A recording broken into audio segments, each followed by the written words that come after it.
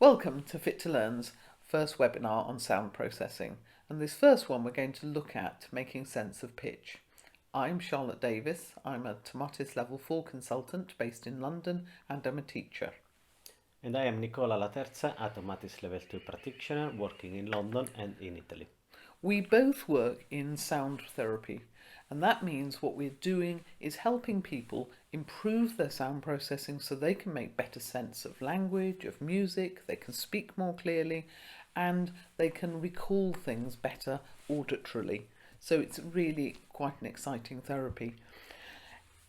You too can get involved in sound therapy. You don't need to be as skilled as us. And what we want to do is show you how you can be really quite skillful at screening at a basic level. So for instance, just hearing how a person speaks, you are actually analysing quite a lot of what they say. So for instance, Hello and welcome to this webinar on sound processing. you have already sat there and thought, he doesn't speak English as a first language. His sound processing is tuned to the Italian language. Because his sound is tuned to the Italian language, how he speaks comes out with an accent. You can do exactly the same with anyone you work with. You can think, what's coming out as their speech reflects what they are hearing. So if their sound processing is slurred, their speech is going to be slurred. So if there's a lot of rubbish, their inner ear needs to work better and more efficiently, it's going to impact on their speech. Likewise, if you haven't got an understanding of pitch, then you will speak on a monotone, and that will not be very interesting for anyone, particularly yourself. So you're looking for clear and varied speech when you are listening to somebody to think, yes, they've got good sound processing. Tomatis, who we work with, are the world leaders in sound processing therapy. They are absolutely fantastic. There's a lot of equipment you can use. That's a wearable kit. We've got some more heavy duty equipment where we can really work very hard and very intensively moving someone's sound processing. And we'll look at those later at the end of the webinar. In our work, one of the things we've really noticed is that inability to differentiate pitch is a really big problem, and that is going to impact on a person's ability to read. So really with all adult dyslexics, for instance, I see they struggle with pitch differentiation. Right, so if we look at this first slide, this is your inner ear. If this has inner ear infection or something, it can get badly gunged up. So it's quite important that you understand how it works. Sound is your first sense. It's wired to the brain at birth and it's your alarm system. So it's a vital part of all your other senses and motor skills. You can see on this slide the connections. The semicircular canals at the top support balance, acceleration, orientation and proprioception. You really do not know where you are in space if your inner ear is not working properly. The ear is also linked to the visual system. You can see there with the optic nerve. And sound and vision work together. You hear to see and see to hear. There are also links to your facial muscles, so sound is also part of empathy and understanding other people.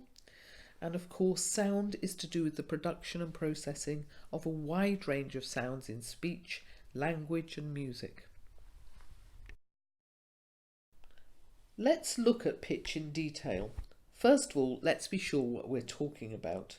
It's the change in sound from one frequency to another, or to layman, if you're changing the sound from C to D. And most humans ought to be able to perceive that sound change. So why is pitch so important? Let's take an example like it's raining. We can say it in so many different pitches. If it's low, we can sound really disappointed. We wanted to play football, but it's raining. Or we're stuck out in the Australian outback and we're joyous and it's raining. You can see how the change in pitch changes the meaning completely. In a neutral pitch, we're explaining bland facts. In a rising pitch, we might be saying that rain is dangerous. That just changes the whole understanding of the message, and that's just one simple message. We need to navigate the world to stay safe and to make friends. If we cannot differentiate pitch in speech, that can impact on our understanding of different situations. It will impact on our social skills and consequently our friendships. We can pick up the wrong message from our friends and think they don't like us when they do. Or it can impact on how we deal with authority figures. We just can't make sense of a teacher's speech and we think they're picking on us all the time. Or we completely misunderstand a police officer and that can be dangerous and confusing for everyone. Poor pitch differentiation can result in a person having very little variation in their speech. You can hear that yourself, as we were saying a few minutes ago. It can be quite depressing emotionally for that person if they haven't got pitch variation, literally emotionally depressing. So sound is an important part of emotional regulation. Because sound and vision work together, if your pitch differentiation has got problems, it will cause your eyes to dysregulate when they're reading for meaning. So your eyes might work okay in isolation, your sound processing has got the problem, and that's causing your eyes to struggle when reading.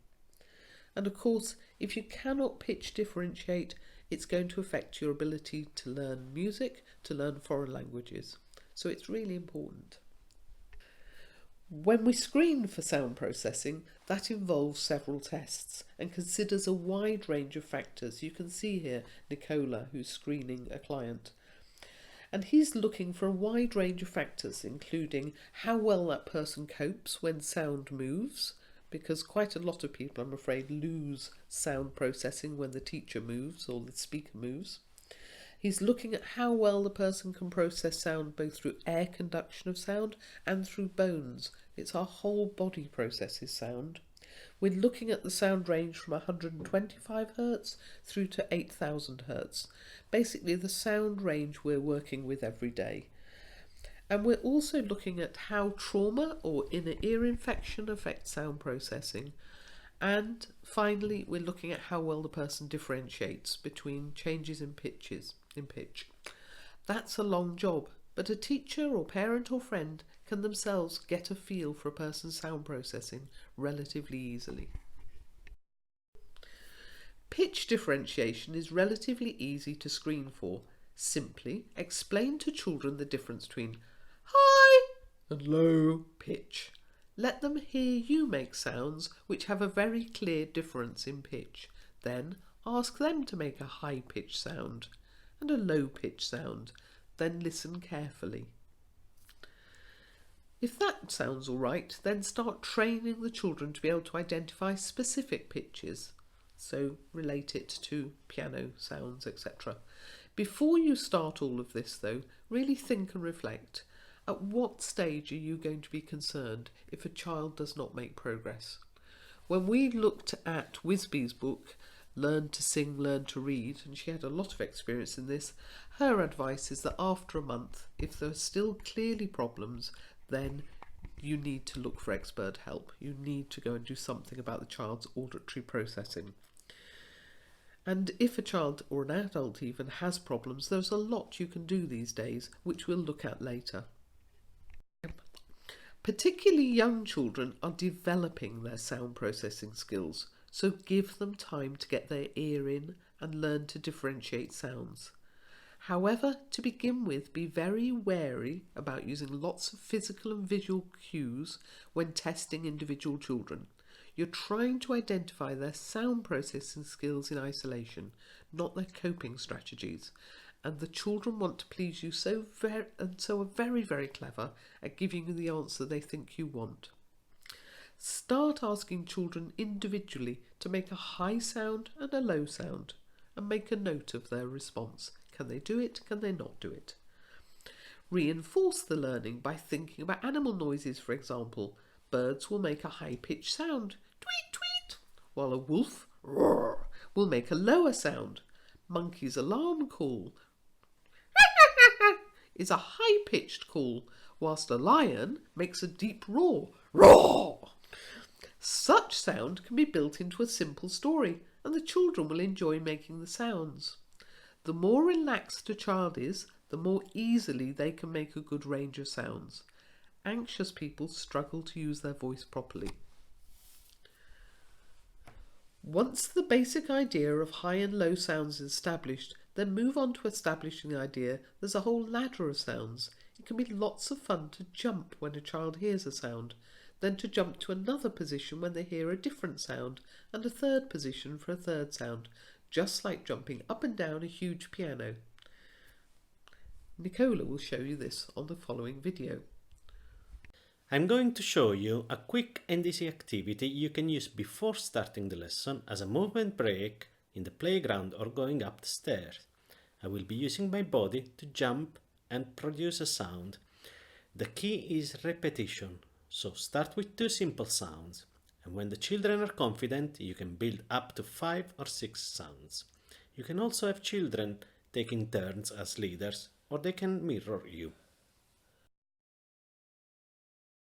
Pa, pa, pa, pa, pa, pa, pa, pa, pa, pa, pa, pa, pa, pa, pa, pa, pa, pa, pa, pa,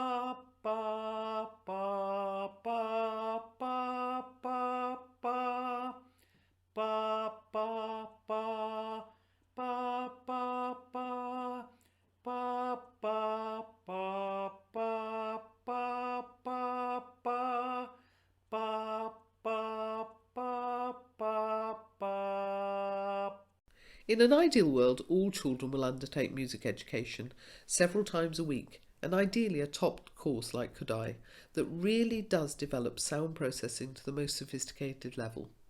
It's an important foundation skill for life and learning, like really important.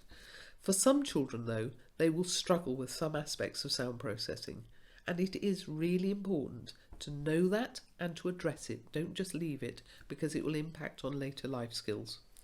There are several useful tools that can be used to build sound processing skills.